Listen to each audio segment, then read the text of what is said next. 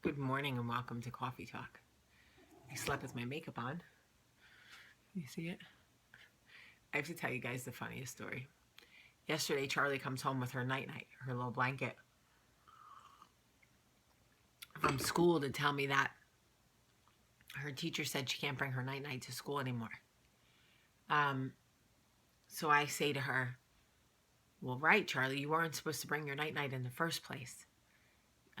You fibbed to Daddy, so Daddy didn't know, so he sent it to school with you, telling her, like, I'm trying to, teach her that whatever. Anyway, she looks at her hand, her right hand.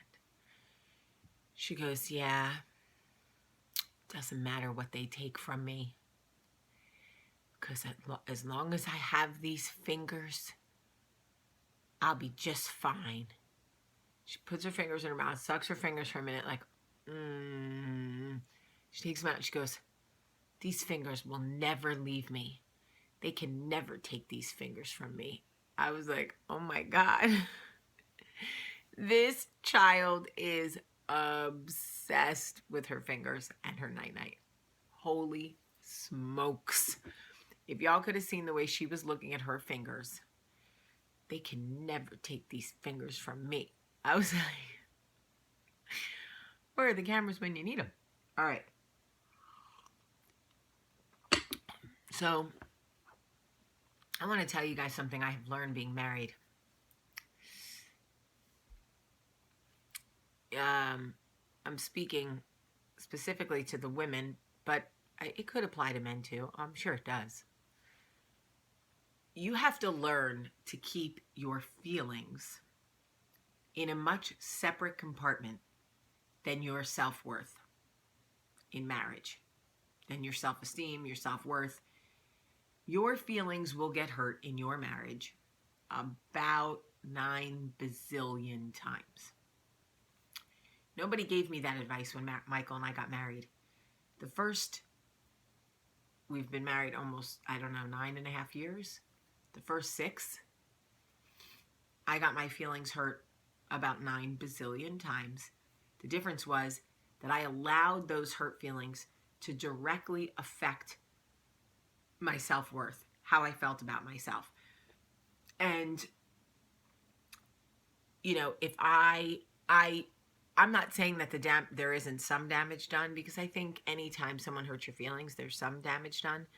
But I have learned that my self-worth cannot be tied up in hurt feelings. How I see myself and who I believe I am, what I know I have to offer, should not be compromised by anyone hurting my feelings.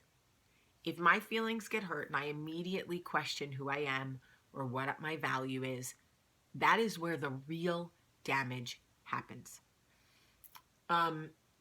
A long time, and I've been very open about this, if Michael didn't initiate sex, or if he was not affectionate with me, or whatever, I equated those hurt feelings directly to my looks, my sexuality, his level of attractionness to me, all of those things. And it started to destroy my self-esteem.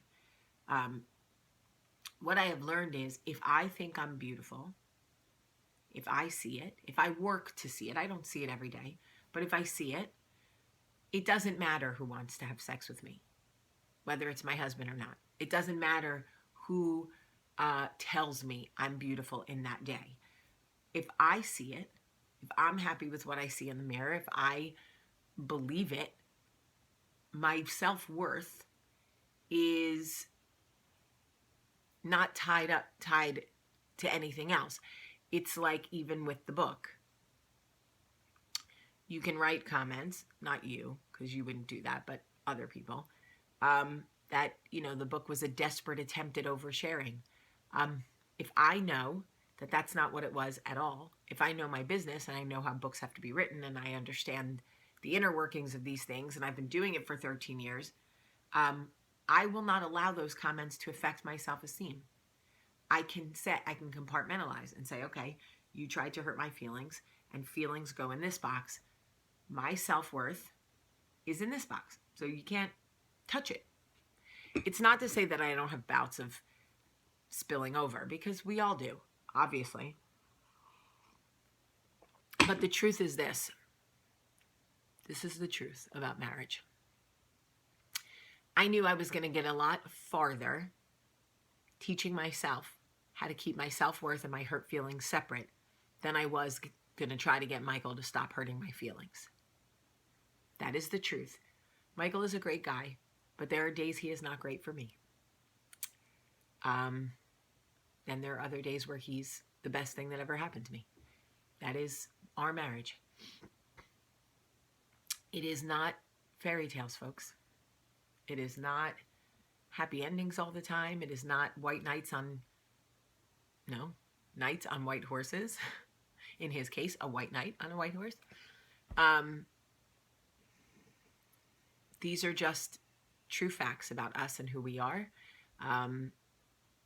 And if I just needed to talk to you about that, because so many of us in life, not just in our marriage, but with our friends and with our family, we allow their comments to diminish our self-worth.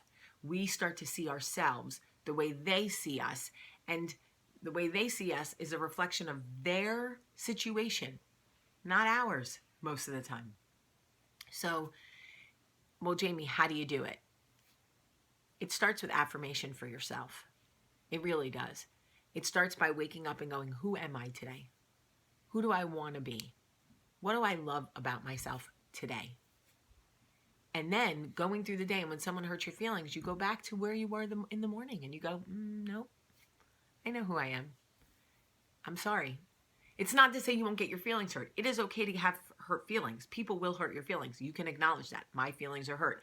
Where I want you to stop is the connection between hurt feelings and your self-worth. Do not allow people who hurt your feelings to diminish your self-worth. That is what I'm telling you. Not your friend, not your mother, not your sister, not your brother, not your husband, not your kids. Do not allow anybody who hurts your feelings to diminish your self-worth. See yourself for who and what you actually are. Love yourself every day, and don't let anybody get to that space. All right, it's Friday. I love you guys so much. Have a great day.